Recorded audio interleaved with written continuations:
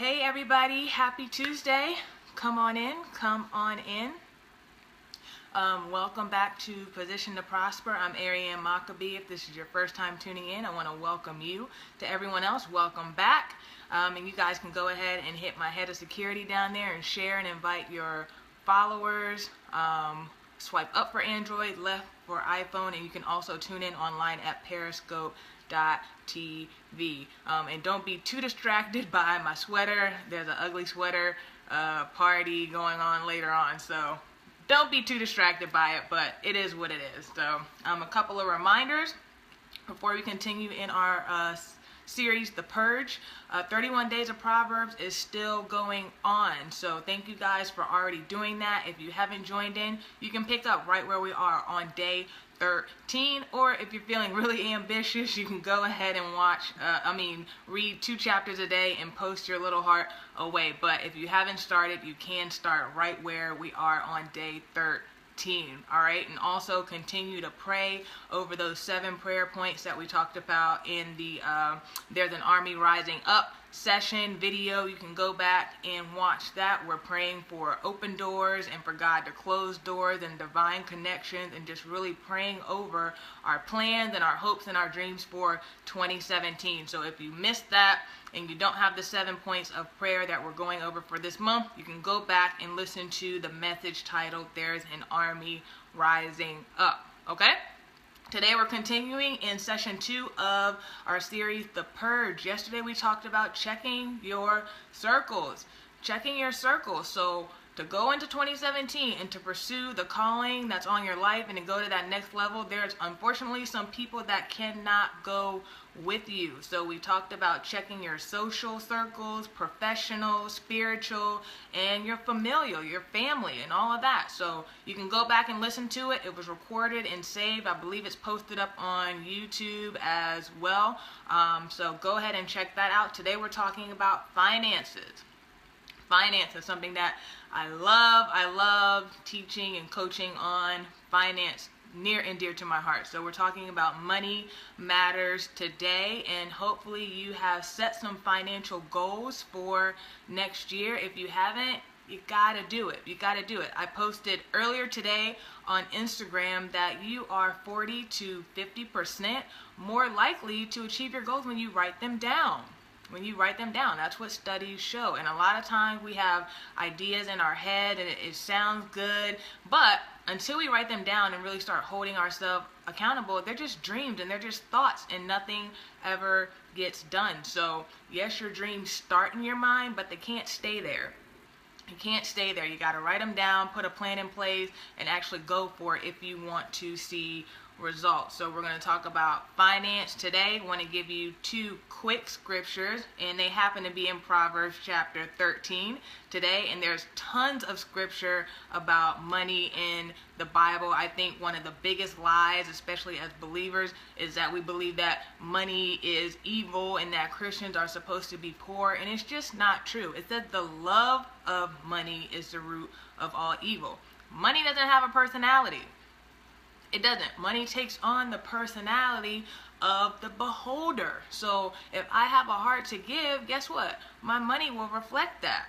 My money will reflect that. If I'm a bad steward, then my money will reflect the fact that I spend everything on myself. I don't invest. I don't save, whatever the case is. So money reflects the person who's holding it. But it's paper. It's a piece of paper, you know? So it's a big lie. And at the church, it takes money to do ministry. Like, we can pray for buildings and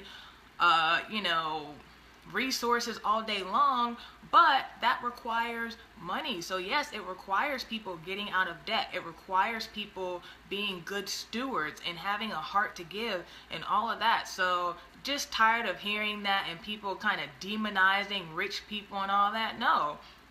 It has nothing to do with it. You can be rich and be a servant of the Lord all day long. So, sorry if you're not in an environment that that speaks on that, but it's the truth. You need money to keep a roof over your head and to make car repairs and to pay for medical bills and everything else. So yes, money is necessary, period, at the end of the day. So there you have it. So we're talking about that today. Again, I hope that you have goals written down. If you don't, hopefully this will help you get to the point where you are writing some goals down and preparing to succeed financially next year. So Proverbs 13:7 says, one person pretends to be rich yet has nothing.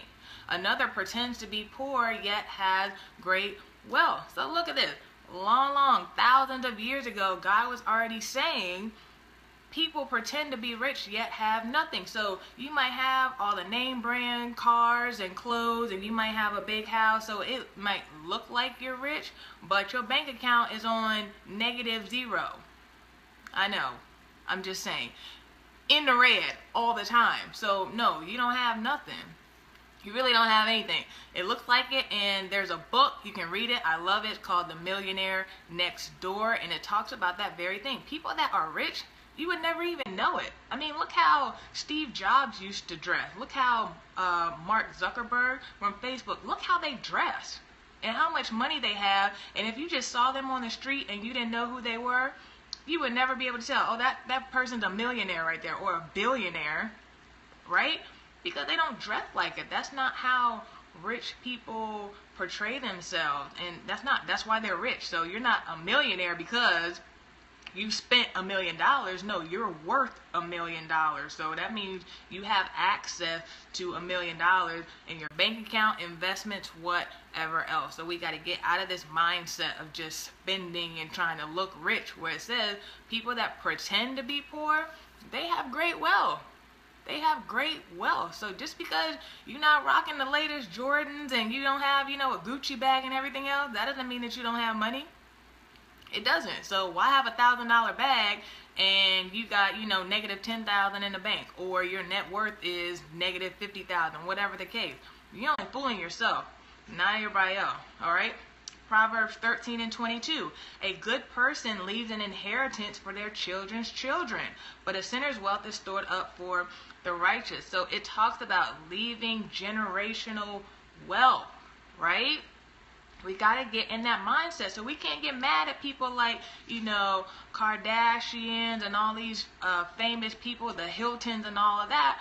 And we say, oh, well, they were born with a silver spoon in their mouth. Okay, they work for that. Their parents and their grandparents worked so that they could provide that for their children's children. I mean, they had that mindset in mind, and it's like we demonize them, but the Bible says that's what you do. So they're living by biblical principles, and we're sitting over here hating on them and everything else. No, that same mindset is available to us. We just have to receive it and get out of this victim mentality and all that. No, do the work like everybody else is doing, and we can have and share the same benefits that they're experiencing as well. All right, so for 2017, get prepared. Start with this. Start with a financial review of this year. All right, that's the first thing, is start with a financial review of this year. So you got to know your numbers. You got to know your numbers. So the easiest way, if you haven't been doing a budget, you're going to have to do that. And you might want to start with this month if you can't remember everything you spent, or go online. If you have online banking, print out a statement or something so that you can see where all of your money went for last month. All right. And the ones that are kind of consistent, whether it's your cable bill, car notes, and all that stuff, highlight those. You can multiply it by 12 and you'll pretty much know how much you spent on those items for the year. You got to look further than just a week or a month. You need to know what your annual expenses are, because it might look like, we're just paying $130 for cable a month, but when you multiply that by 12, it could be, no, we're really spending $3,000 on cable a year. Does that really make sense? So I spent $3,000 a year on cable, but I said I couldn't save. I didn't have money to save. I didn't have money to give, but the cable company got $3,000. And what did they give you? Okay. So, you need to know what your annual expenses are. So take that stuff, multiply it by 12, and compare that with your take-home pay for the year. Not your gross, because you don't get to take your gross home, but your net. Compare that to your net pay. So you need to know how much you spent, gave, invested, what have you, versus what you actually took home. because that's going to give you a clear picture on how to set your goals for next year. So if you're saying, I want to save more, you got to put a number to it. Do I want to save $500, $2,000? And that way you can figure out where to cut your losses and unnecessary expenses. But you got to know where you are right now, okay? And then look at where you spent your money the most. Where did you spend most of your money this year? Was it on food? Was it on, eating out? Was it on clothing and name brands that you didn't really have money to buy, but you were just trying to look cute? Nails, hair, whatever the case is, where did you spend most of your money this year? And that will, again, allow you to say, you know what, I could probably cut back on that so that I can invest more, save more, what have you. And then what's your net worth? You need to know. And I mean, it's something that will fluctuate, but you need to have a range in mind. If you're in the red and you don't know how far in the red, it's going to be real hard for you to move forward and to set your goal. Because if you're right now, say for instance, negative 15,000, okay, your goal for next year could be, I want to break even, right? I want to break even, but you got to know where you are so that you can really establish where you're trying to go. All right, so do a financial review for 2016, and then after you do that, write down your goals for 2017. What areas do you want to improve? And they have to be specific. Don't just say, I want to save more, I want to give more, I want to travel. No, they have to be specific. Write down, I want to save $30 a month. I want to save $1,000 next year. I want to pay off $1,000 in debt or one of my credit cards. I want to invest 5%, give 10%. It has to be very specific, or else you're not going to do it. Not going to happen. It's too abstract, and you just can't do it when it's not something that is tangible. All right, so be as specific as possible when you're planning your goals for 2017.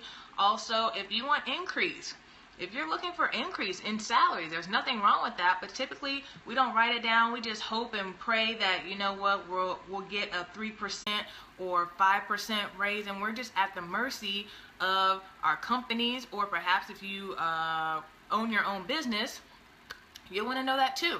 How much do you want to increase your revenue in 2017? And write it down. Write it down. And it needs to be realistic. So don't say, you're a customer service rep and you want your salary to be $100,000. Get your life. Like, no. And if you are, I want to know where you work, because I need to work there too. But it needs to be realistic. And what are the requirements? So if you're a manager and I should be paid $60,000 and I'm being paid $50,000. What are the requirements? Why are you not being paid that much? And have you asked? Have you asked for a raise and justified it? A lot of times we hope and wish and we never ask. You have not because you ask not. So, the worst that could happen is they say no. Great. Keep working, keep proving yourself, and sometimes you got to look for another job. It's true. Sometimes making a move to another company will give you more power to say, this is what I want, and here is why. So just a lot of options there. You may need to create another revenue stream, whether it's writing a book, building some type of product, a side hustle, a part-time job, whatever it is that you can do, that you're willing to do. Because a lot of times we say we want more, but we're not really willing to sacrifice to get it. We're not willing to commit to doing it. We just wanted to come down and I'm just going to pray for increase. No. You're going to have to work for it too, okay? Because again, even if God blesses you with something, if you're a bad steward over it, it's not going to matter a whole lot. So you can say, I need $1,000, great. You go blow it, you're in the same spot that you were in before you prayed for it. So you might need a miracle, but you need to know how to manage that miracle once it gets into your hands as well, all right? Create some margin by spending less. That's another tool or tip that you can use as well. So, but again, you got to know where you are and what you've already been spending or wasting your money on in order to create margin going into next year. I've been there before. It's like you got more month at the end of your money, right? And unless you start making some changes, it's going to stay the same. It's going to stay the same. One of the programs that I highly recommend is Financial Peace University by Dave Ramsey. I've been through it myself. That helped me get out of debt. I've taught I don't know how many small groups on it at churches, and it helps, but you have to do the work.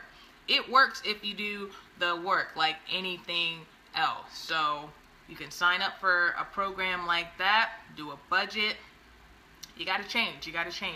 That was my last one. Do a budget. And a lot of online banks, they have tools now for free that you can go on and put in. You know what? My budget or my goal is to save $500, and you can put that in there, and they will help you set up systems, whether it's automatic savings from your paycheck at work, whatever the case is, to help you track your goals. So know your numbers.